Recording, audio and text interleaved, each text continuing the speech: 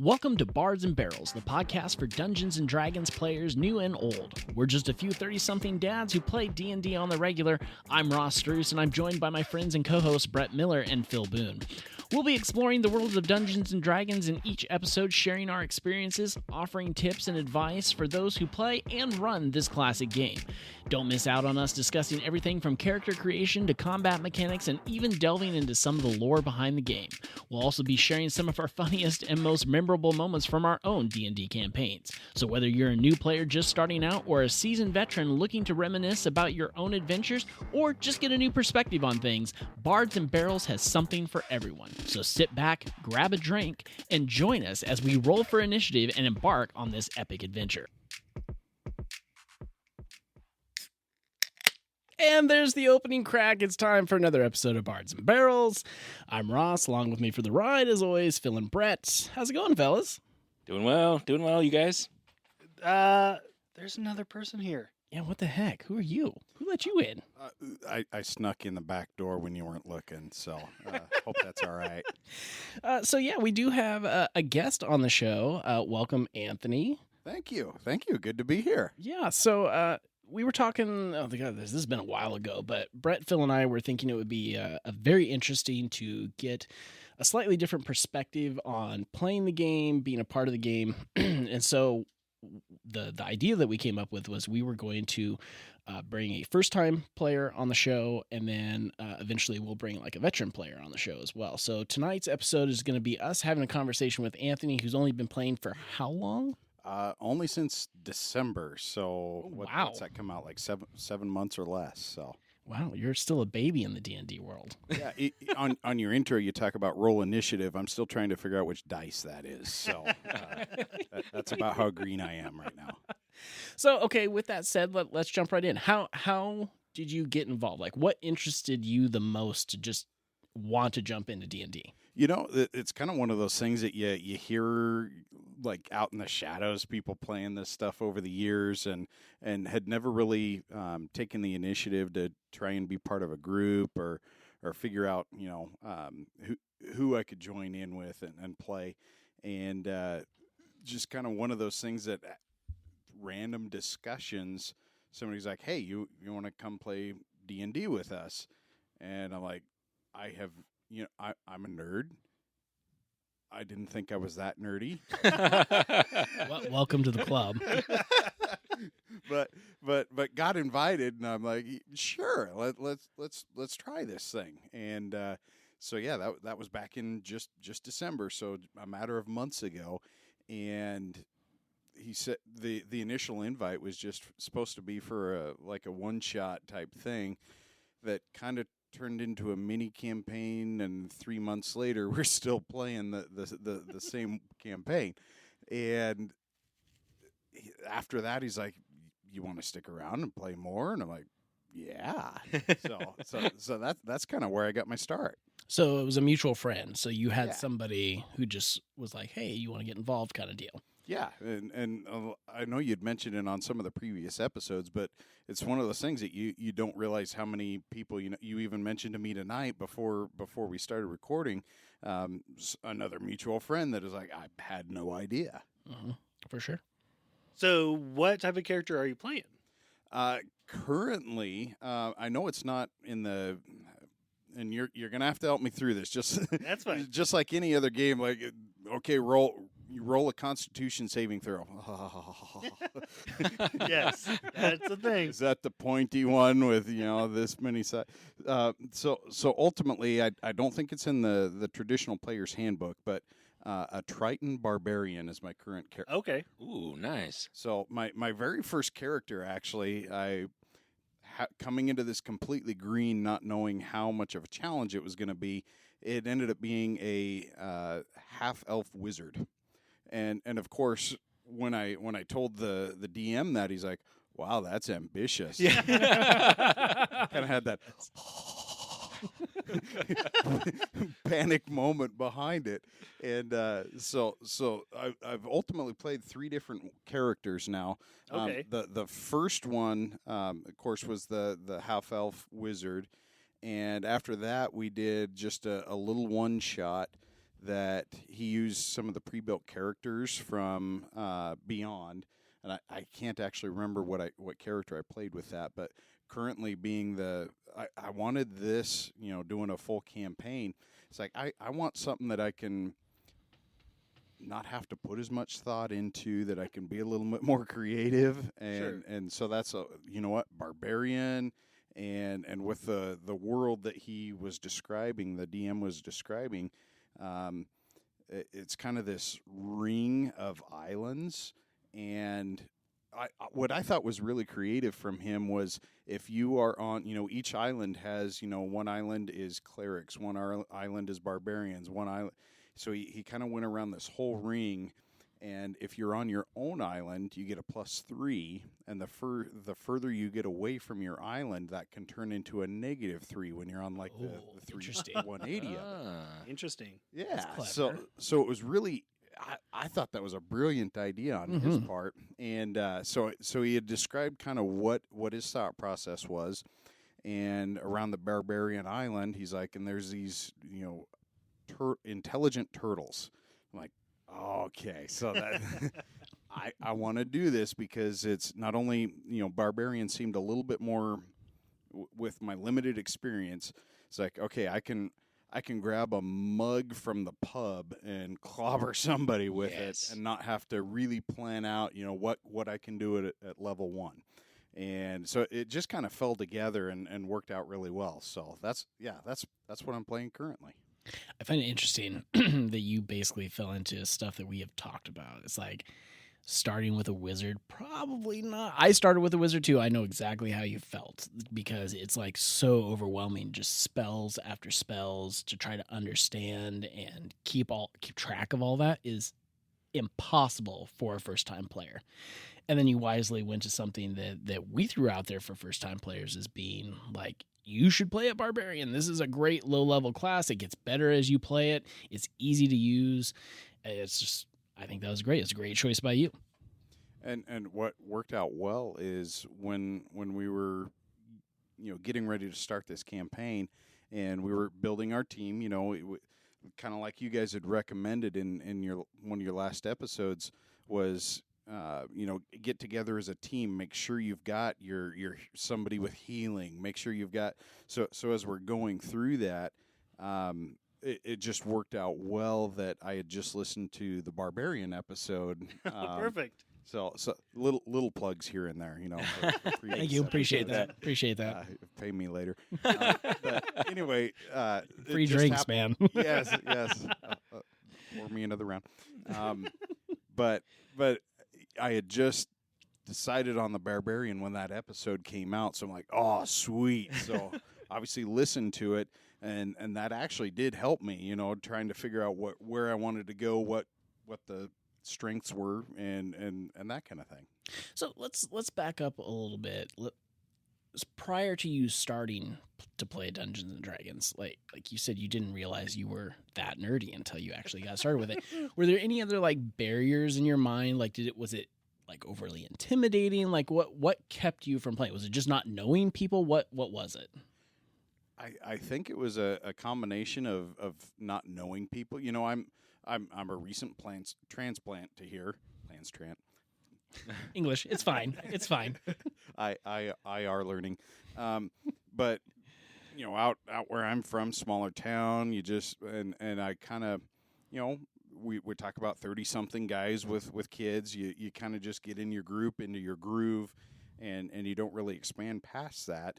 And then with completely uprooting and moving here, it kind of opened up all these other opportunities of people that I hadn't met yet, and finding out things in common and things that I didn't know I had in common, and getting invited to the group. So it was kind of a combination of just not knowing anybody that really played it, and maybe it wasn't as common there as it is here. I don't know. Sure. Were you interested in any other, I don't even know what you call them, nerddoms before D&D? Most of my nerddoms were less as far as RPZ and stuff like that. It was more along the line. I would say back in college, we did like I was part of the technology electronics club. And, Okay. And so we would do some computer gaming and things like that. Other than that, I've always had an interest in tech and electronics, and that's the extent of my nerddom Sure. or geekery, as it were. Yeah, Nice. that's awesome. Were you or have you been like a fan of Game of Thrones, Lord of the Rings, those types of shows, movies? All of the above. All of the above. Be it DC, be it Marvel, be it Game of Thrones, any of that kind of stuff. Yeah. Always kind of had an interest in that, and never really saw much of a tie-in. And what's interesting is the barbarian character that I've got now. In my day job, I cannot have a short fuse.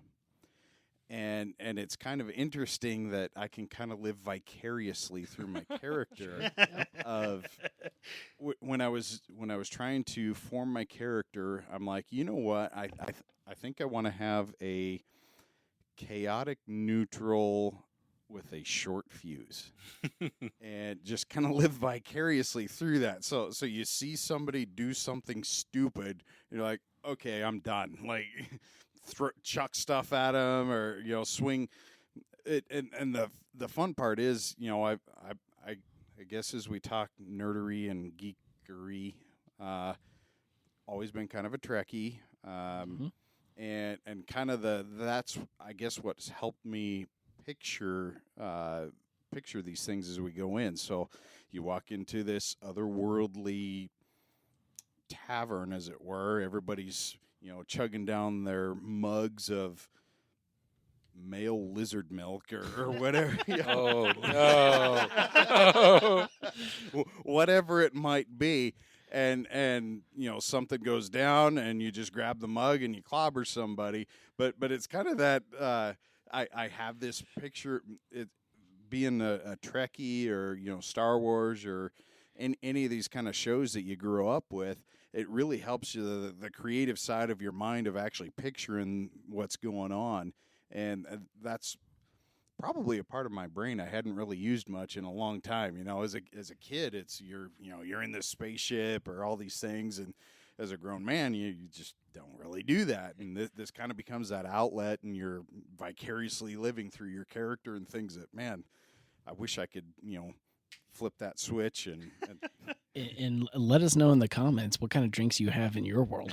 # male lizard milk. Because Phil wants that one to pop back up. Oh, I can man. just tell. So name of the episode. oh no. We want people to listen to it. Anthony : male lizard milk. Okay. Noted. I don't Noted. know. I don't know about that. So the other players that you're playing with, how experienced are they playing D&D? Several of them have been DMs before. Okay. So they've got, I would say, several years of experience. Maybe not much more than that. Vastly more than what I have. But they've been on both sides of the table, so they have a fair bit of experience. Correct. Gotcha.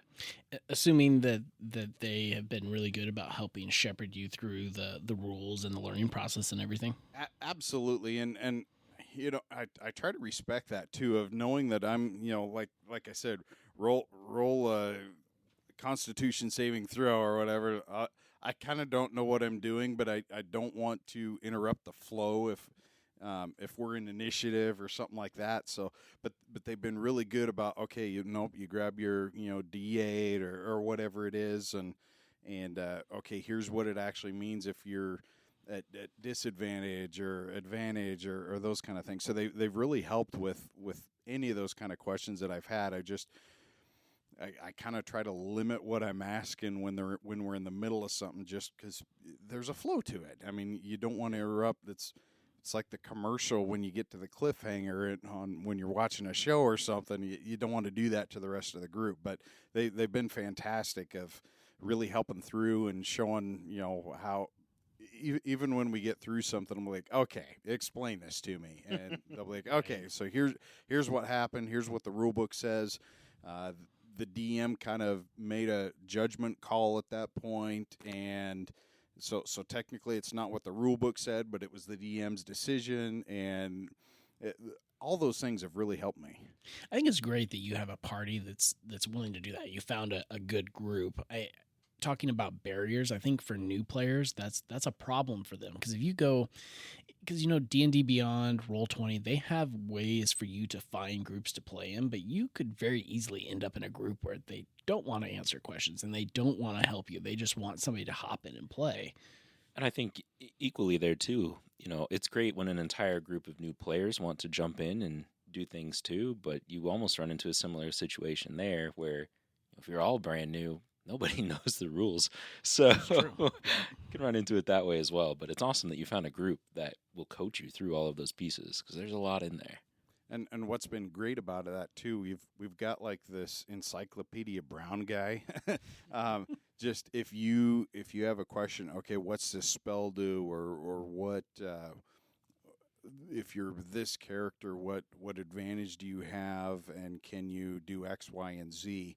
And I don't know how, but it seems like he's memorized like not only the player's handbook, but all the spin-offs there too. And if you refer to this, and this, they go this way with it, and it just an incredible amount of knowledge. And so you have a question, as a back when I was the half wizard elf or half elf wizard, just having a question about what a spell does, how long it lasts, or different things, like somehow he could just recall that off the top of his head. So you kind of learn to trust if he's going to say something that he probably got a pretty good idea what he's saying. One other thing I noticed you mentioned is they're transparent with when they're giving some leeway on DM discretion, and being transparent with this is a judgment call for the DM. It's not just black and white in the rule books all the time, and being upfront with you on sometimes we're going to homebrew some of these rules too. And I think that's probably really helped our DM, because I'll be honest, being the rookie that I am, I probably haven't been very good to my DM as far as providing a character sheet and stuff like that. It would probably really help in what he's trying to do in this story, but I haven't. And the other thing is, being the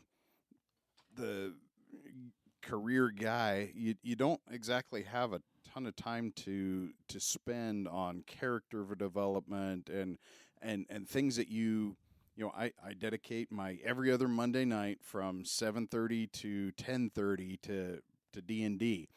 Outside of that, it's really hard to make time to do that advanced work and be able to communicate that. So most of my character formation and stuff is in those little gaps, while he's working with another character. I actually think that is more realistic for a character, though. How often do you have like people that come to session 1 with a character that has this elaborate backstory for a level 1 character, versus having not a lot of anything and then developing that as you go? I feel like that's more of a realistic play to things. If that's how you want, like, this person is me, I'm gonna play their life out, then that seems more realistic to me anyway. So I think that works. If it works for you, that's all that matters. All right, question for you, Anthony. Have you been building your characters on paper, or have you been using D&D Beyond? So neither. I've actually been using 5e. I don't know if you're familiar with website. Oh no! So 5e is an app that I've got. I don't know if it's on Apple or I've got Android. So I've even still got my original character on there, Hal, and my current character Vilgan on there. And that reminds me, I've got death save here. Oh boy! Oh man! Last round was a little rough. So what's your next character idea? If I completely ruin this, I'll probably be taking over one of the NPCs just to help the DM with the rest of it. But yeah, it really helped me as far as back my first character, of keeping track of cantrips and spells and how many times I'd used it, and all those good things, and giving you similar to what Beyond can offer as far as knowing what each of those actually does, how long it lasts, and you know, this has kind of done a lot of those same things for me, and created my character sheet, and it steps you through character creation similar to Awesome. Beyond. I don't know, does Beyond, does it actually, if you create your character, does that go to the DM? If they have a campaign set up. Yeah, it You can. can. That's probably one shortcoming. I don't think they have that option in this 5e character, but so far my DM's been pretty gracious on that. So. That's awesome. So, we'll talk about how you guys actually play then. So you've got this on your phone. Do you roll dice at the table, or do you roll it on your phone, or how do you play? I have never done a virtual one. So all of these have been basically homebrew campaigns and roll dice, minis, or whatever. Yep. And I have yet to 3D print my own. I've really considered it, being this early in a campaign, that if we can stretch a one shot into 3 months, we'll probably be on this campaign for a while. So I've really thought about, even the library, you can go and use their 3D printer or whatever. And I know like 3 or 4 people that have 3D printers, but coming up with something. But yeah, so we'll roll dice. And in fact, that was one of the DM, that was his birthday gift to me, was a pack of dice and all this kind of Nice. stuff. There you go. I think there was ulterior motives of getting me to stick around past that initial campaign. But I mean, it worked, right? It worked. Yeah. I'll give that to him. It worked. But anyway, yeah. So rolling dice, characters, a map on the table, all that good stuff. Do you struggle at all finding, like, so you said you play on Monday nights. Have you had a time where you've like struggled to get together? Like, that's something we've talked about in the past, where that's the challenge of any in-person campaign, is just finding a time to get together. I would say more often than not, it has worked really well. Right now we're on like a couple of off weeks where some people are on like family vacations and stuff. So we've adjusted a little bit, but generally, and I say this with only having experience since December, it's actually worked really well. We've never really, how do I want to say that? We probably this last time had a true like 0 session because one of the guys was gone. So the DM's been very good about creating some little, if there was more time than what a 0 session would take without the other guy there, just some little mini thing that he put together to take us up some time, but give us a idea of what this world was like, or give us little bits and pieces that are going to help us down the road in the campaign. So you mentioned that you had a session 0. Do you feel that you got a lot out of session 0? Typically, that's where they lay out rules and things. What was yours like? I think it was probably, I have a hunch I probably got as much out of it as the DM did of what our characters were going to be. It helps. It helped me because I'm still trying to figure things out, and that was kind of my opportunity to really ask different things about just the game in general, and what the different roles are, and okay, now explain disadvantage, and explain all these different things to me. So that aspect of it, that was a great opportunity for me to present things without feeling like I'm interrupting the flow of when you're in initiative. Sure. So the players at your table, do they use voices? How much in character do they get? Do they talk as the person or talk in third person? What's your type? They have been. They probably influenced me because every one of them, when they're talking in character, and that switch flips, and when you're talking to Tordic, when you're talking to all these different characters, versus me, my initial character, I didn't really use a voice, but kind of this sounds cheesy, but ultimately what I would do, I had a hoodie, And every time it would be like this part where I'm trying to focus and getting character, I'd pull the hood up over my head. Yes. And Nice. again, it sounds cheesy, but that's how I would try to focus, just not having much experience in different things. And my most recent character, starting to get into like using the voices and stuff, and I think they've influenced me in that respect. So what did that feel like the first time you jumped in and they're starting to speak in all these voices? What was it like for you? Nerds. Oh yeah, they're going for it. Oh man. It's like, oh, I feel really out of place. but you know, they were awesome about it. Like really, I think what made the difference for me was that even though they were like really into it, and in my perspective as a newbie, it's like, man, these guys really know what they're doing and all this. But even with all that, they were still willing to help me out. So Good. that's what really helped me in the whole process of, okay, it kind of, as awkward as that could have been, it gave me something to kind of benchmark myself to, of, okay, these guys know what they're doing. They're really getting into it.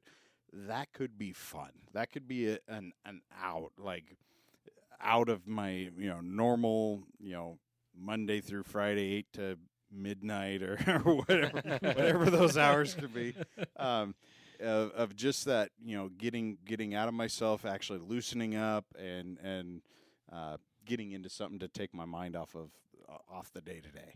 Boy, that makes me really happy for your table, because Yeah. it's like if you have guys like letting loose, guys, gals, whoever, letting loose, having fun with it, and then even though like you coming to the table, you didn't want to do it at first, but now you're to the point where you feel like them doing it has given you the freedom to do it, and now you're starting to do it. I'm like, that's what cool. every table strives to do, is exactly what's happening with you, and that's amazing. And again, it kind of gets to the point where you're living vicariously through your character. Of I can't have a short fuse with a 3-year-old and a 7-year-old and a wife and all these things that I can't have a short fuse. You got to put up with people screaming at you, yelling at you, all these different things. But in D&D world, man, somebody says something stupid and it's on. Rage. So as we get close to wrapping up here, Anthony, what questions as a new player would you have for us? Can we roll some Jeopardy theme? Do do do do do. That's as good as you're getting. It's gonna take. It's not quite our let- immigrant let- song, but it's Yeah, I was gonna, like okay. Led Zeppelin one episode, Jeopardy song the next. This is great. No real questions right now. I mean, so much of what I'm trying to do is, this is kind of my escape from the mundane, a chance to use part of my brain that I haven't since I was a kid, I guess, the using creativity and, this can go any one of multiple ways.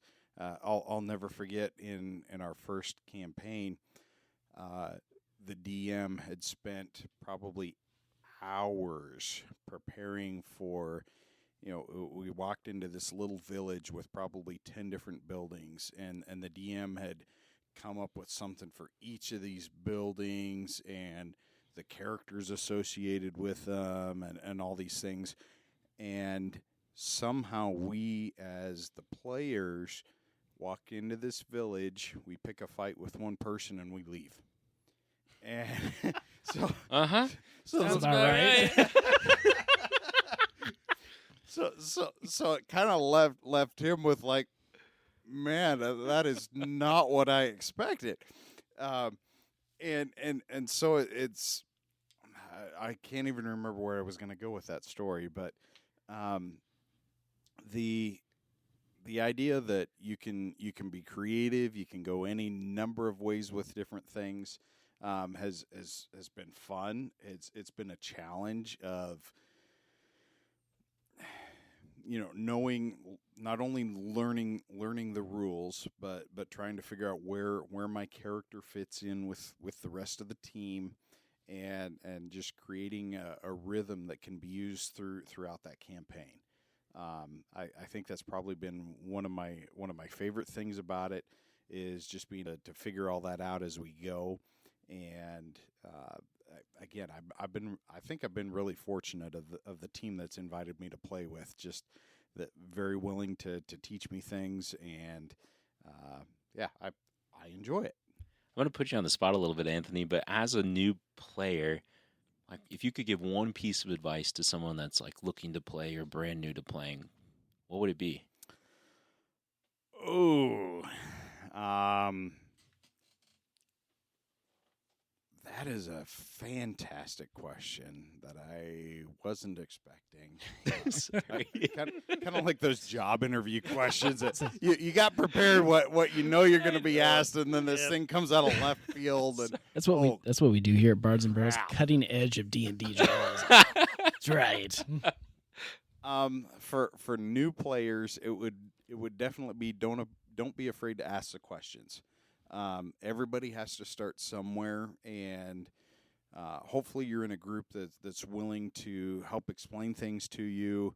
Don't feel like you have to go out and buy a bunch of stuff right away. There's so many, and I think you even started sharing some of those free resources, links of things, Player's Handbook and things that you can read online, and whatever time that you're able to commit to it, take advantage of that. Kind of read through what, if you've got a character, kind of read through that character and know your character more than anything. Don't worry about the rest of the game. That would be my advice is if you're going to pick a barbarian or whatever you're going to pick for class or race, just spend a little time focused on that and know that part of it, and the rest will just kind of fall into place. That's awesome advice. All right. I think that's going to wrap the episode up for us. Thank you, Anthony, for joining us today. Thank you for the invite. Yeah, it's been fun. Yeah, it's been a ton of fun. We hope you'll come back and we didn't scare you away too much. No, I'm game. All right. You can check out Bards and Barrels anywhere podcasts can be found, and you'd give us a like and follow. You can do that at facebook.com/Bards and Barrels. We'll see you soon.